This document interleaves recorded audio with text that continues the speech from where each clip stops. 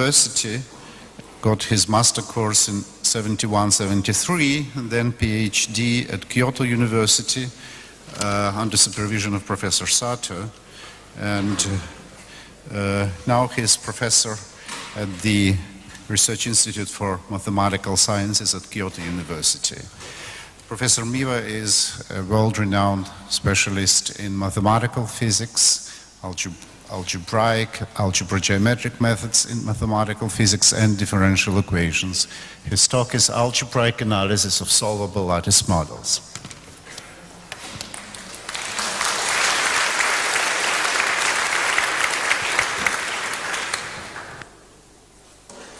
Thank you. Can you hear? Yes, okay. So, thank you, Professor Manin, and I wish to thank the organizers of the Congress because I have some experience helping organization in Kyoto. Okay, so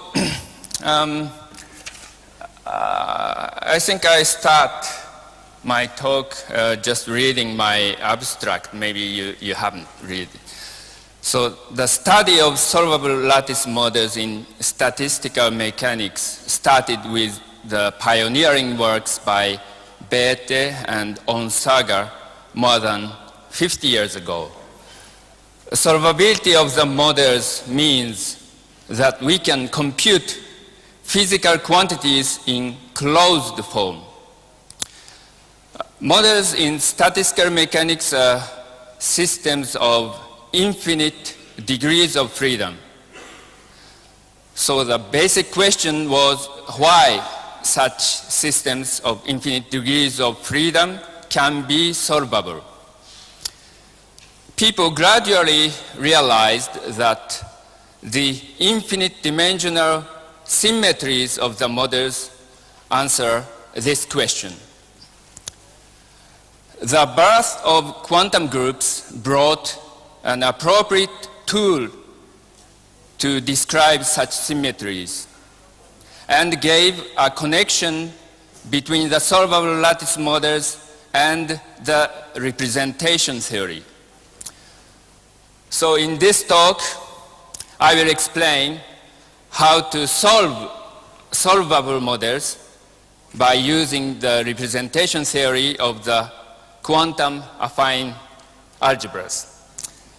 Actually, I also wrote the proceedings, but of course I will not read the paper.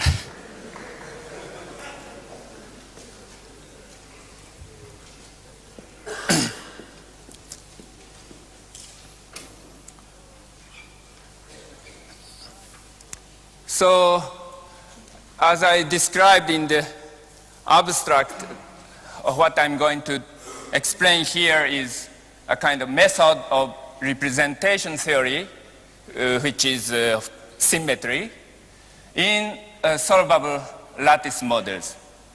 This is the integrability part or solvability part. So this is again, after yesterday's buffers talk, very nice. Again, physics to mathematics. But since I'm a mathematician, I wish to kind of show effectiveness of mathematics to the physics. Anyway, this is an old story that symmetry and integrabilities are very closely connected since maybe Galois or Abel. And in recent years, in the mathematical physics, as an impact from physics to mathematics, there was such connections very much discussed by many people. Well, of course, the string theory, which I exclude completely in this talk, is one of such. But we have seen such phenomena in soliton theory and also conformal field theory. So what I'm going to talk is a kind of third wave, well, except for string theory, of such interaction between symmetry and integrabilities. I just cited two references which my talk is directly based on. But in fact, this is based on, as I explained, 50 years of integrable models. So my plan of the talk is something like this.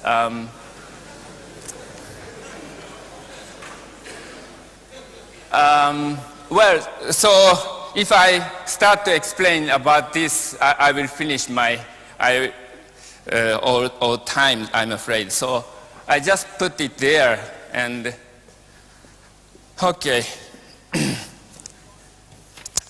So I'm going to talk about very explicit, the simplest, but also the most basic example. So, well, so this is what Bethe originally studied. In fact, Bethe's case is delta, the parameter delta is 1.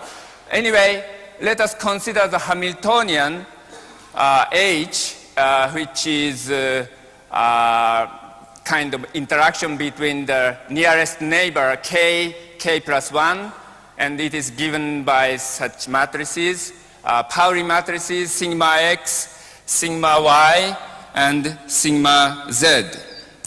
We have a real parameter z. So these Pauli matrices acting on the case tensor component. So we are interested in, especially in physics, in the infinite volume limit. Namely, as here I'm put in this transparency that the range of k is kind of n, modulo n. But I can erase this, or maybe I need something. And so in physics, we are interested in infinite degrees of freedom. So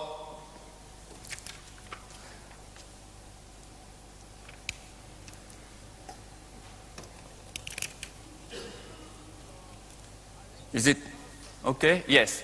So I wish to solve the problem when k runs all integers.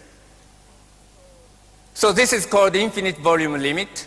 So most of the quantities you want to calculate just divergent. So this is always in physics.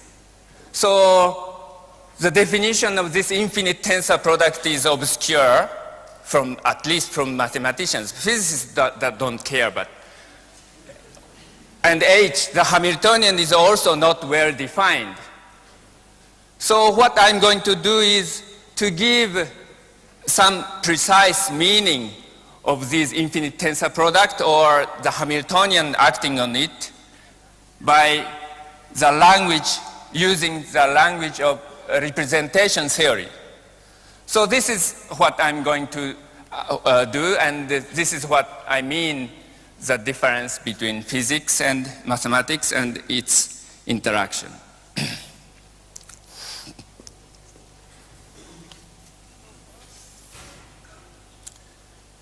So first, I want to give some result.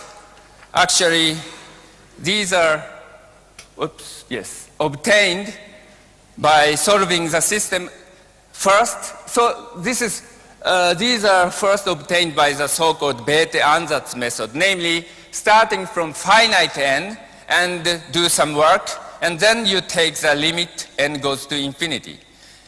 So anyway, there are two problems we are interested in. First one is the diagonalization of the Hamiltonian.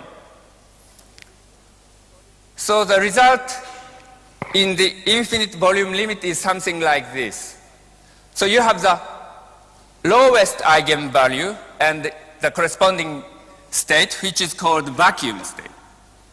So we normalize Hamiltonian to be the lowest equal to be 0. And in the delta equal -1 case, this state lives in the total spin 0 sector. And you have excited states. These are parameterized by continuous parameters xc1 to xn, and also some discrete parameters epsilon j, which is plus or -1. So this is, and the very significant feature in this is the energy, namely the eigenvalue of the Hamiltonian is given in this sum formula. So this is a kind of particle having energy given by epsilon xj, and we have n particles. So this is the structure of the eigenvectors of the Hamiltonian in the infinite volume limit.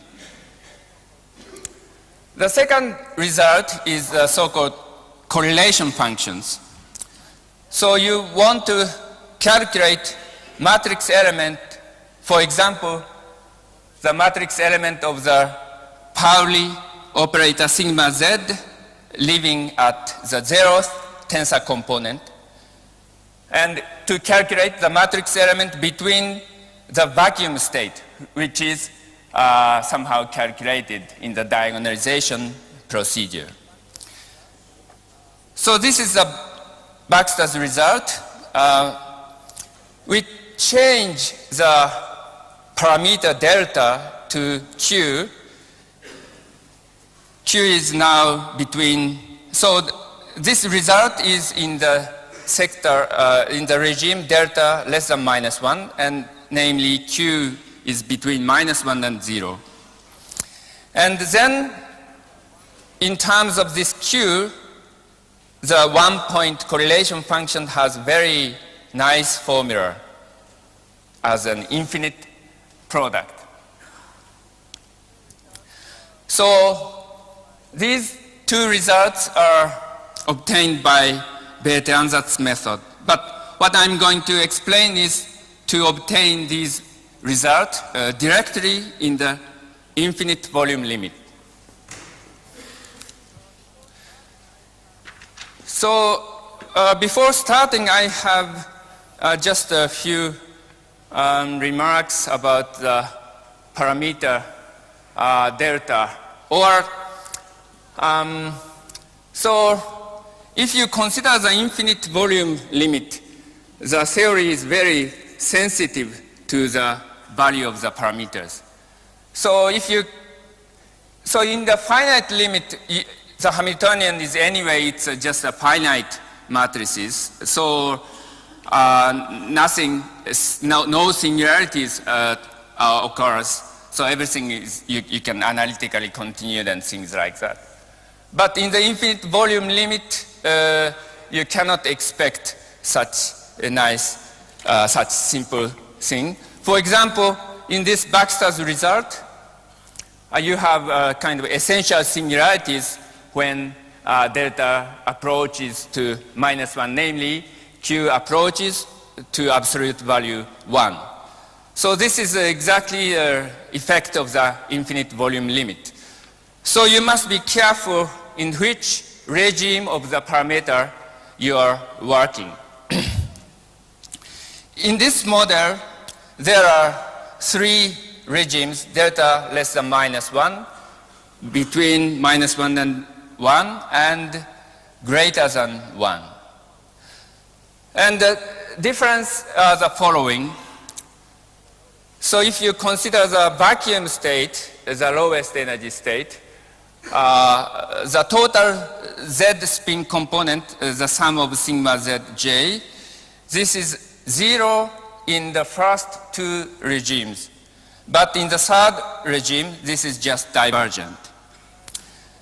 This is because you can see the Hamiltonian in the extreme limit of delta, namely delta goes to plus or minus infinity, then this term dominates. And this term is very simple because it is already diagonal. Therefore, in such a limit, you can easily obtain eigenvector, especially the lowest eigenvectors. For example, in the delta less than minus 1, the lowest vacuum state is alternating spins, plus, minus, and so on. And in fact, there is a polarization, namely, if you change plus and minus everywhere, this is certainly a symmetry of the Hamiltonian, you get the vacuum is not invariant with respect to this symmetry.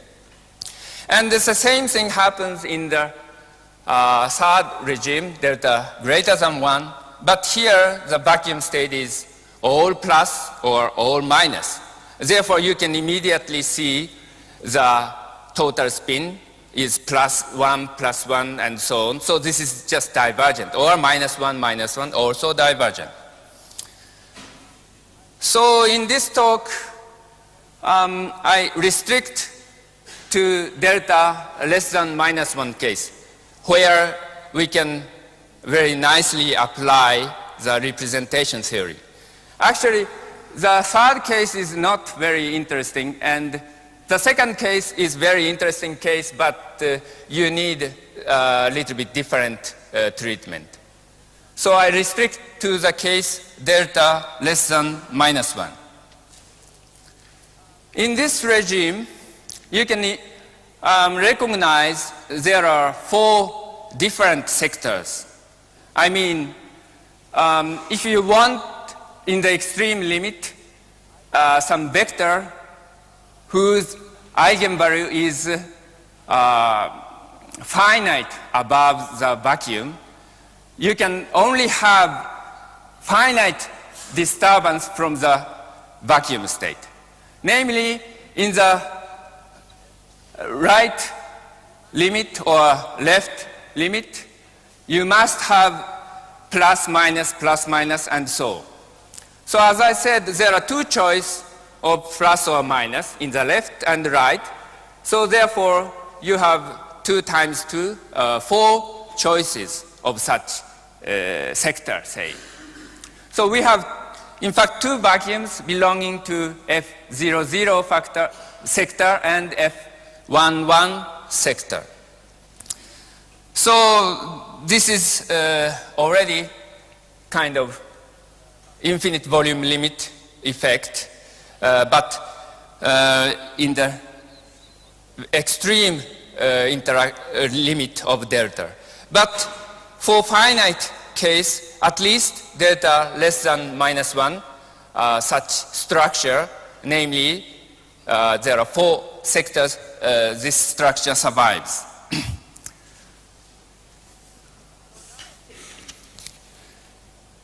So now,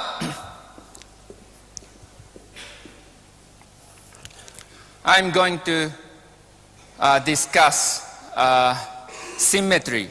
So, as I have shown in this picture, symmetry of Hamiltonian is some operator which commute with Hamiltonian. Later, I will introduce intertwiner, which is a little bit more generalization, namely, instead of commuting, you have XA equal BX with different operator A and B. Such is called intertwiner. So anyways, symmetry is something which commute with the Hamiltonian. And our model have a large symmetry. So first, I'm going to talk about abelian symmetries of the Hamiltonian. This is called the commuting transfer matrix. So the statement is as follows. There exists a family of operators T of Z here the Z is some parameters. This operator is acting on our space F. F is the infinite tensor product of two-dimensional space, which is yet undefined mathematically, but physically it is just exists there. Okay, so T of 1, this is a shift operator. You just shift one step. So if you consider T1 inverse Tz, zeta, starting from 1, you get in the first order term at zeta equal 1, the Hamiltonian. And the next property is the most important, namely, these are commuting family. Namely, for different value of zeta, these operators commute.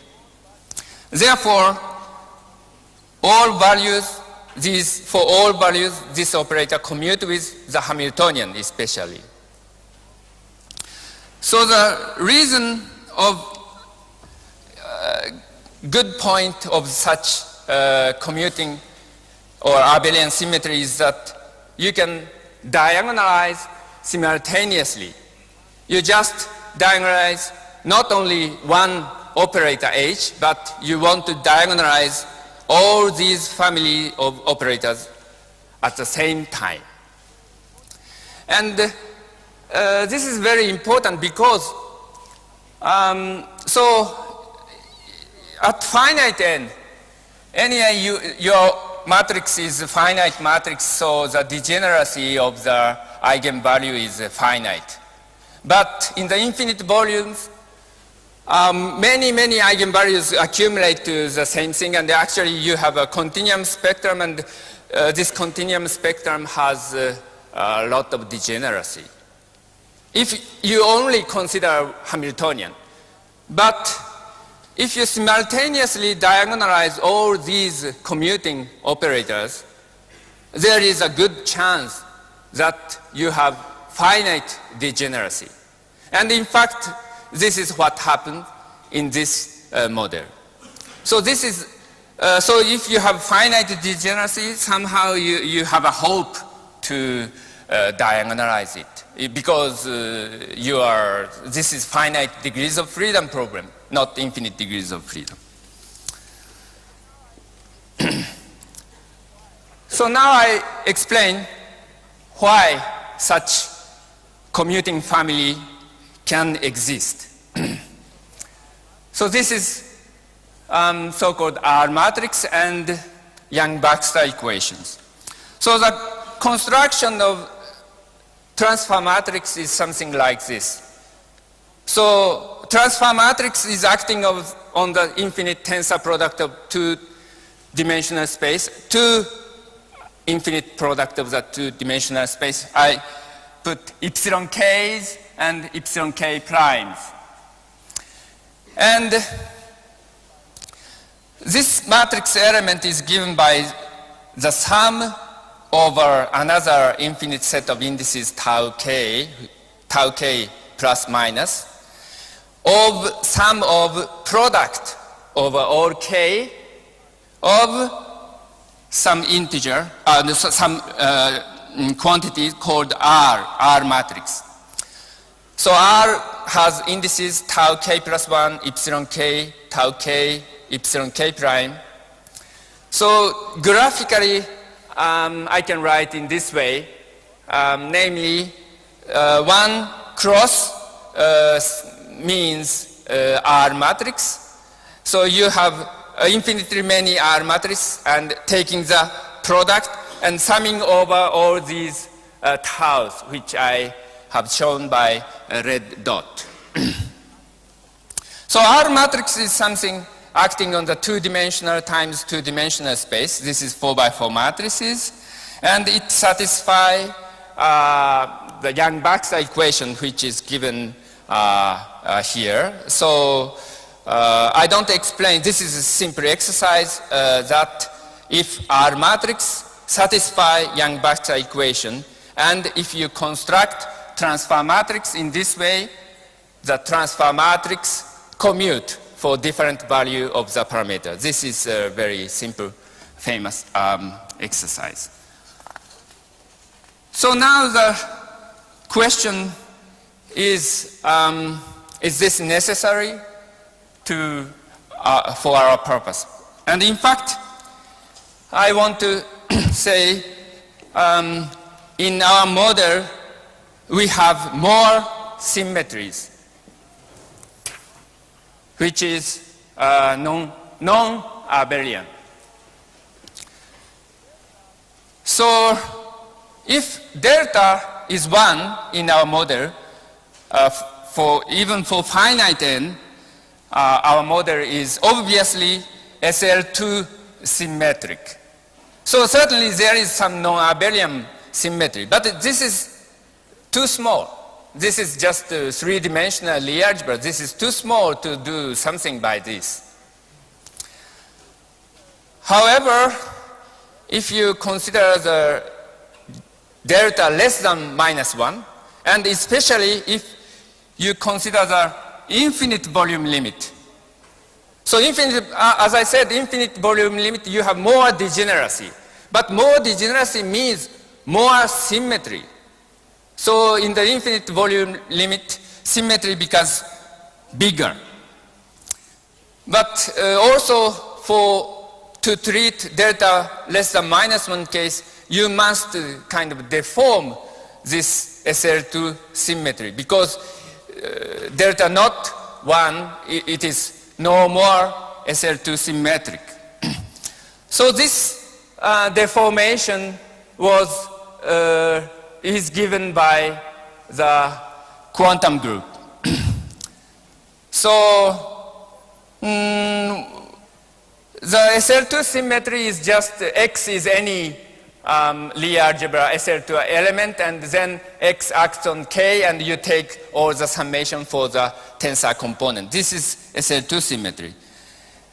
And in order to treat delta less than -1 case, you must deform this in this way, introducing Q, which is related to the delta.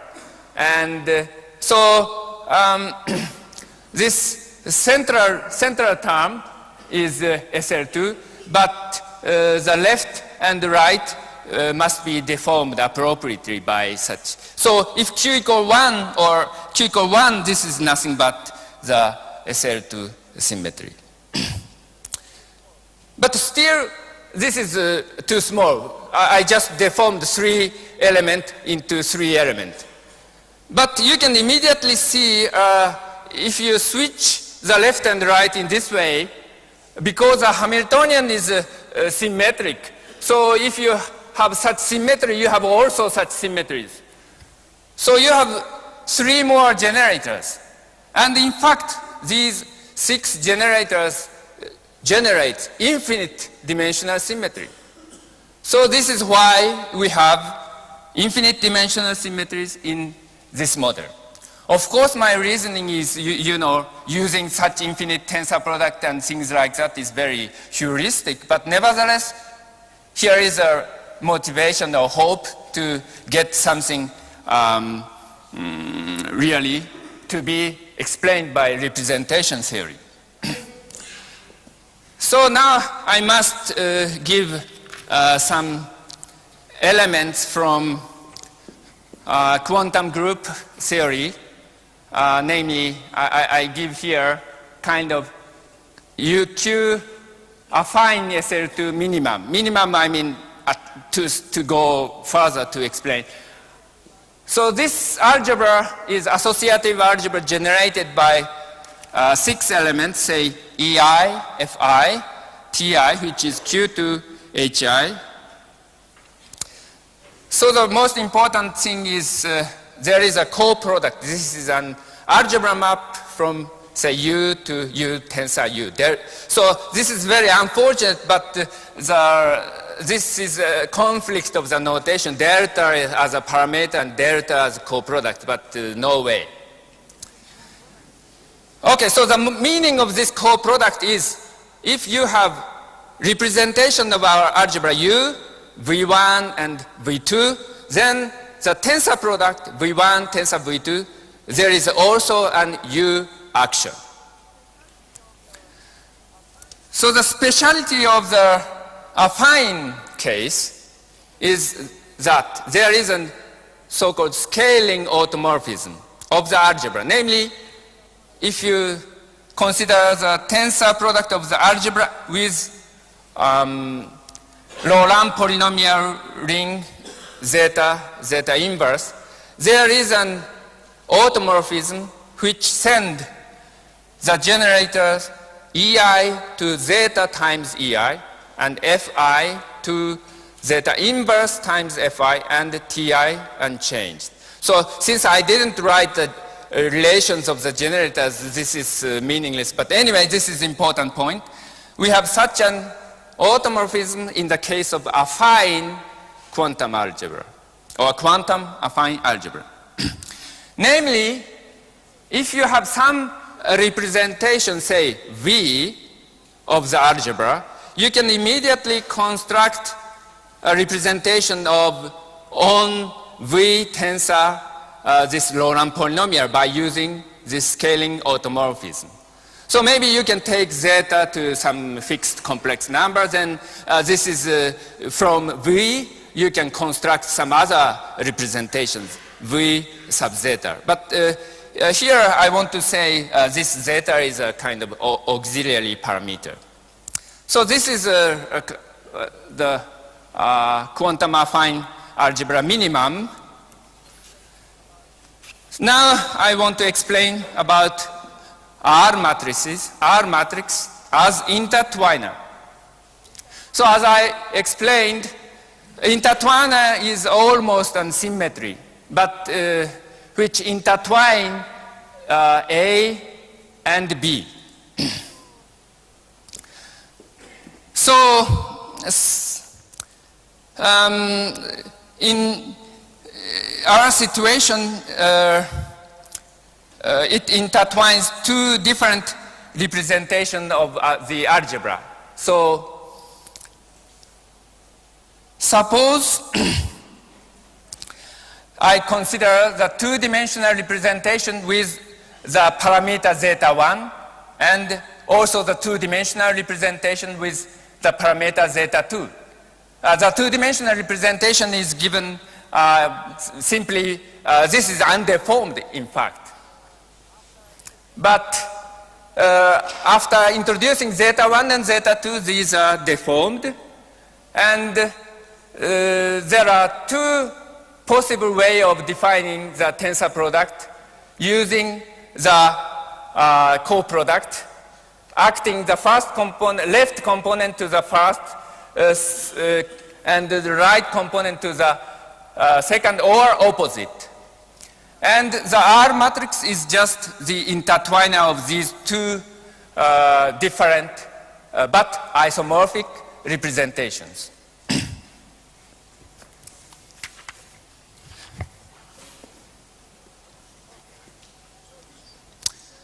Okay, so this is, and in fact, the Yang-Baxter equation is a simple corollary of the intertwining property. This is, I don't explain, but this is very simple thing. So now I want to come back to the result, one of the result of the this integrability model. Namely, what I want to say, I want to call particle picture. So our space of infinite tensor product, as I explained, there are four sectors, but there is an action of Hamiltonian. And as I explained, there is an action of transfer matrix. These are abelian. On the other side, there is an action of non-abelian object, which is quantum affine SL2. And because quantum affine SL2 is, this is a symmetry, which means they are mutually commuting. And in fact, they are almost commutant to each other, except for something coming from the polarization. But anyway, this is almost commutant to each other. Then from this, you can expect the following. So instead of diagonalizing Hamiltonian or transfer matrix, you can just consider the decomposition of the space with respect to the quantum affine SL2. And this decomposition is multiplicity free because the commutant is almost abelian. So you can expect such a nice structure. So you have one-dimensional space, which is nothing but the vacuum state or zero particle state. And the two-dimensional, then you have two particle state. And now, after learning about the quantum affine algebra, we can think or we can guess that our two-particle state is nothing but the tensor product of two-dimensional space with parameter C1 and another two-dimensional space with parameter C2. But because we can change the left and right of the particle, there is, this is overcounting. There is a symmetry by so-called S matrix. And on the other hand, we have in the odd sector, we have one particle state, which is nothing but the two-dimensional space with the parameter C. So in this way, we can understand the result of the Bethe ansatz, namely the diagonalization result from our symmetry picture. However, this is not very satisfactory by the following reason. So actually, it is not very much interesting to say that vacuum state is just one-dimensional representation. Well, this is not so interesting because vacuum state is a very complicated linear combinations of, if you expand it in the infinite tensor product, this is very complicated object. To say this is one-dimensional space, this is not so interesting. And in fact, it is not enough. So you must, if you want to consider the local operator, so now I'm talking about the correlation functions. So the local operator is some operator acting on the finite part of the tensor product. The simplest case is acting on just one side of the tensor product, but in general, 1 to n, say. So this is called local. And we want to compute correlation functions of this local operator, namely the vacuum to vacuum matrix element, or maybe in general form factors, which is vacuum to excited state matrix element of such local operator. And our particle picture has no power for such a purpose, because in the particle picture, the eigenvectors are very simple form. However, the local operator is so complicated. On the other hand, in the physical picture of the infinite tensor product, the local operator is very simple formula. It just acts there, 2 by 2 matrix. But the eigenvectors of the Hamiltonian is very complicated. So you must connect these two. And that is what I'm going to explain. And we need, so therefore, we need some different picture which is good for such local operator and also good in describing the particle pictures. And for this purpose, we need a second quantum affine algebra minimum. So this is the last. So there is, I explained this scaling operator, but I can introduce an inner, this scaling operator by introducing some operator D. The scaling operator is just inner automorphism by zeta to the power D. We can do this. And then we can consider the so-called highest weight representations.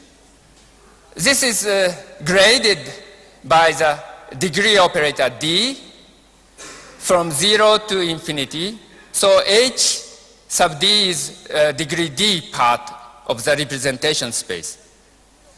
And the degree 0 part is one-dimensional, and the module, the representation, this one-dimensional vector is cyclic. All other vectors are generated by this vector. In particular, our Hamiltonian, which is invariant by the degree operator, has some eigenvalue, which is given by the dual element lambda.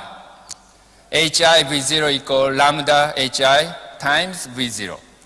So this lambda is called highest weight. And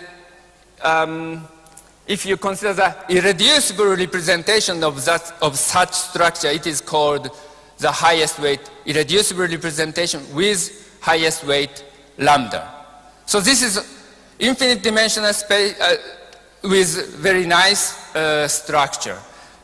For example, the character of V lambda I forget to define lambda I. This is just dual to Hi. So lambda 0 takes 1 for H0 and 0 at H1, for example. So the character is generating function of the dimension of the degree D space, and it is given by such very nice infinite product formulas.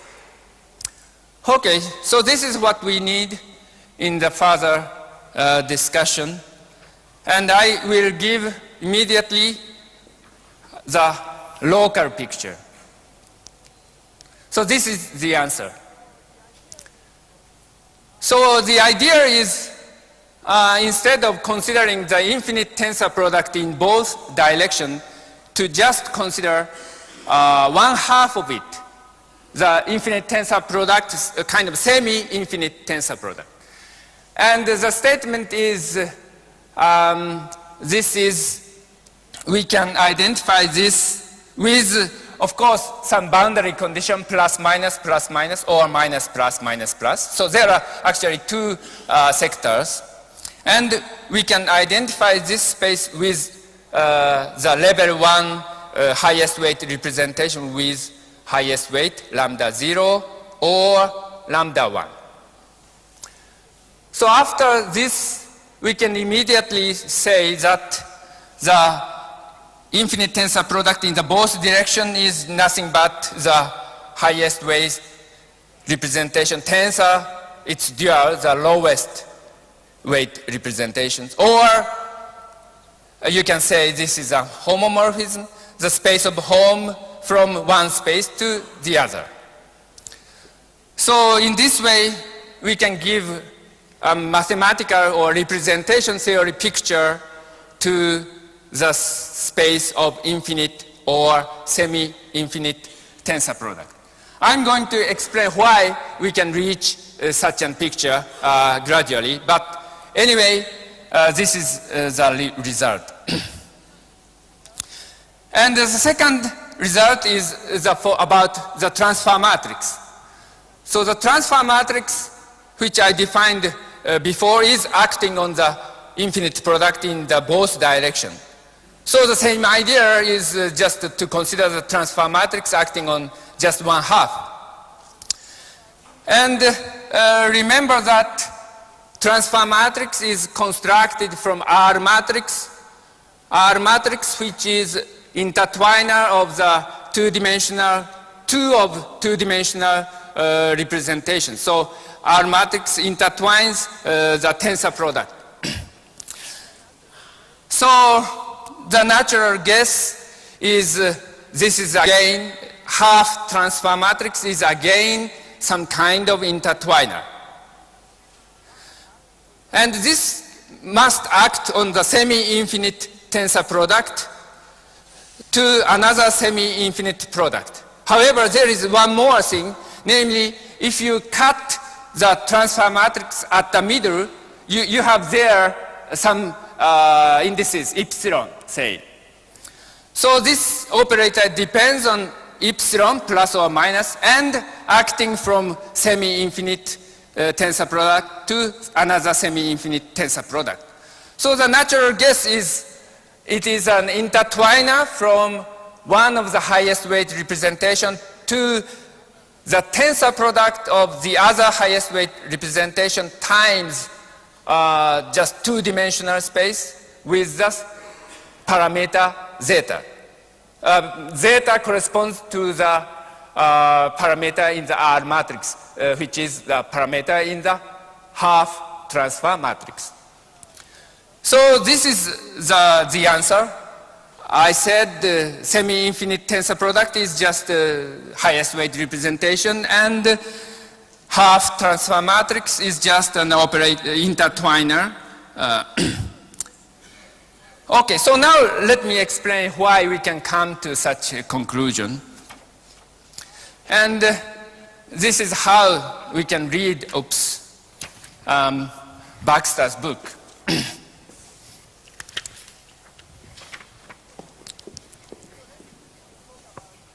So let's talk about our vacuum state, the lowest energy state for the Hamiltonian, or the largest eigenvector, maximum eigenvector of our transfer matrix. So to obtain maximum eigenvector, you can just take repeat the product of the transfer matrix as itself, repeat many times, infinitely many times, then you get the maximum eigenvalue. Therefore, so one transfer matrix, one column of this RRRR. So you have take the product of lot of infinitely many transfer matrix. So you have kind of half square lattice. And in our picture, vacuum state is something acting on half space, namely vacuum state is some vector parameterized by epsilon 1, epsilon 2, and so on, and epsilon 1 prime, epsilon 2 prime, and so on. We want to have such a picture for the vacuum vector because some vector in our infinite tensor product is operator acting on half infinite space. And you can immediately have such an correspondence because the transfer matrix in both infinite in both directions. So you cut at the half and just put minus for all the lower half. Then you have a matrix kind of acting from one space to itself.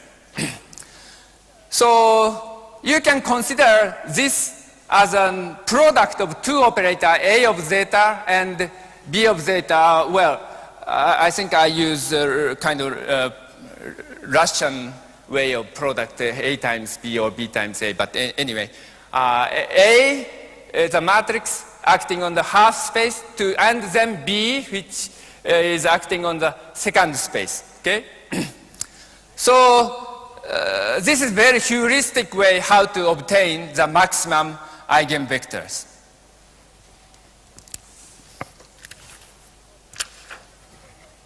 Okay, so here is Baxter's result explained in his book. So let's consider this A operator. It is, after removing some divergences, nothing but zeta to some power minus h. And you can compute immediately this h if once you know that it is of this form, zeta to something, in this way. This is almost xxz Hamiltonian, but with k in front and acting only one half of the space. And the significant feature of this operator is that its spectrum eigenvalues are 0, 1, 2, and so on. So equally spacing. And because the eigenvalues are integers, it does not vary. So you can compute, what you need is just to compute the multiplicities of these eigenvalues. And you can do it by changing the parameter to some extreme limit, namely delta minus infinity. Then the operator becomes just diagonal. So you can immediately obtain the multiplicity of this. And this is just a combinatorial problem to compute the trace of our corner transfer matrix Hamiltonian T to this operator. And the fact is, this is exactly the character of the level 1 highest weight representations. So this is a good reason that we say, you see, our half semi-infinite space HI is nothing but V lambda I, and the operator acting on it, HCTM, is nothing but our degree operator. So this is something like yesterday's Waffer's talks. You have some strong statement which you cannot prove, but the consequence you can prove. Then you can say the original statement is true. So, well, this is something like that. Well, not really, but anyway. Okay, so this is at least one reason that I can say that our local picture, where does it come from? Okay, and I have to explain a little bit more about these transparencies. Namely, so far I explained only A of zeta. So you see the transfer matrix. So in order to get the vacuum vector, you must multiply the A part here and the B part here. So let me say something about B part. Yes. Well, by simple symmetry reason of our matrix, we can conclude immediately B of zeta is nothing but minus Q inverse zeta inverse to the same thing. So if you multiply A with B, zeta dependence disappear and it just becomes simply minus Q to the power D. This is certainly, this is almost identity operator in the endomorphism of V lambda I. And the statement is, this is the vacuum vector, okay? So in the local picture, the vacuum vector has also very, very nice picture. Okay. Okay, so I will finish my talk by giving a kind of dictionaries. So I'm now come to where? Yes. So this is the dictionary part.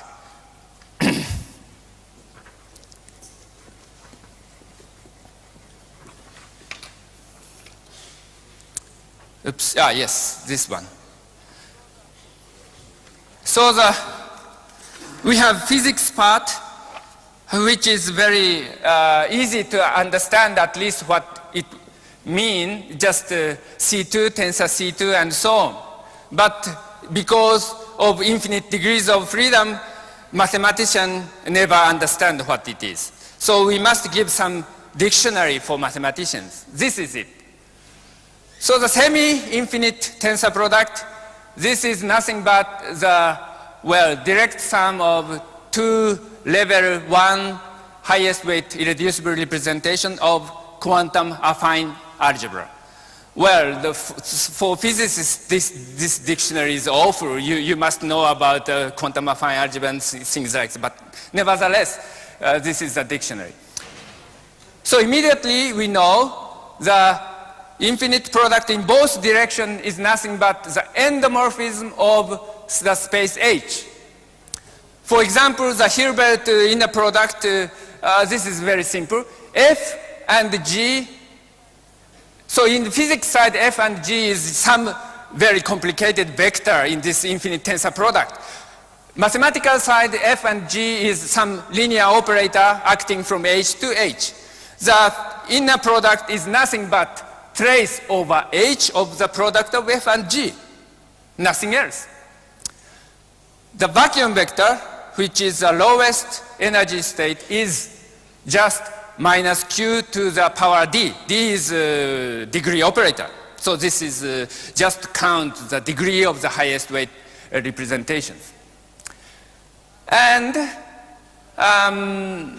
the excited state, which is parameterized by continuous parameter C1 to Cn, and also epsilon1 plus minus 2 epsilon n.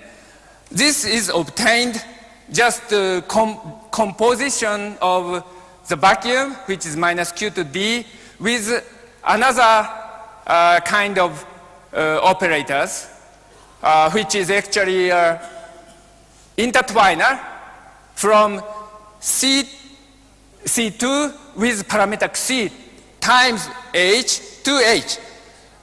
This is almost similar to what I have what I called the half transfer matrix. Half transfer matrix is an intertwiner from H to H tensor C2 with zeta. The only difference is if the finite dimensional part comes to the right or left. So at Q equal 1, there is no difference between left and right. But after Q deformation, left and right are very different. Yeah, so you can create particles by this such intertwiner. And that explains the origin of Xi and epsilon. And moreover, you can compute S matrix just by computing the commutation relation of this operator, which you can rigorously compute by representation theory. So this is a continued dictionary. So as I said, half transfer matrix is just the intertwiner from H to H tensor C2. And transfer matrix is something just double of the half transfer matrix. So acting on F, transfer matrix is nothing but phi epsilon zeta, F phi minus epsilon zeta. So you just sandwich your operator F by two of intertwiners.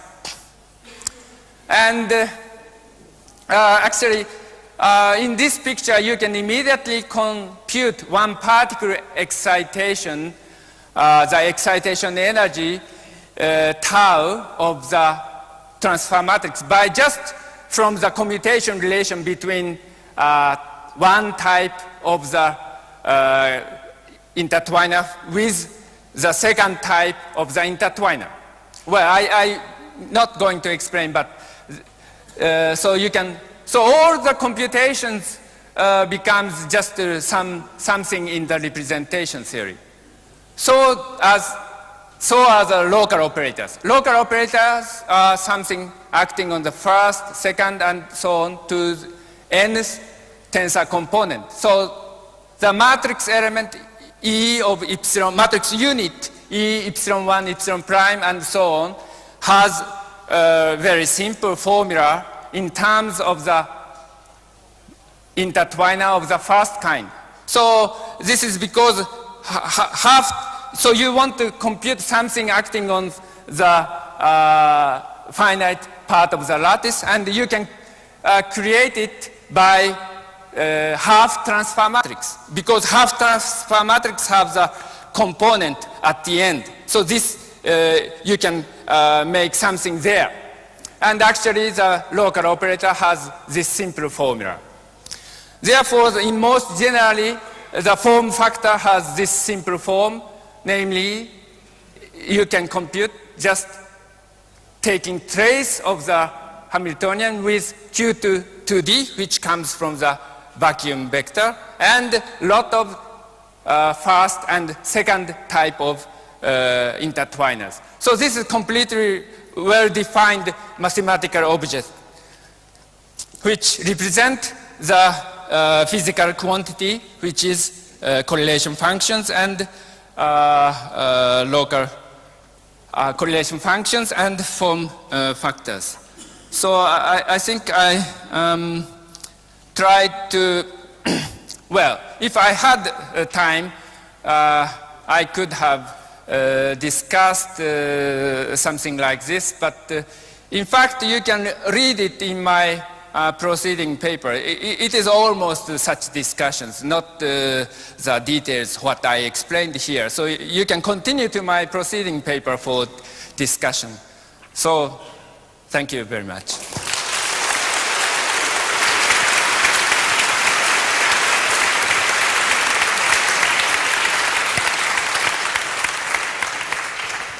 Thank you very much, Professor Miwa. Are there any questions or comments?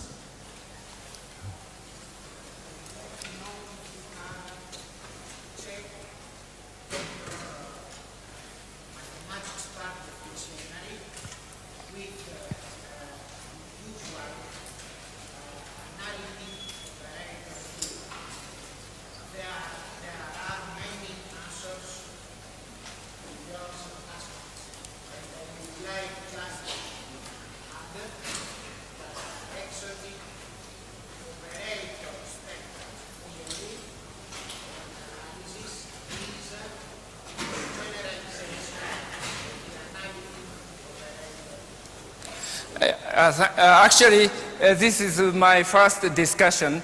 Namely, I gave two different pictures.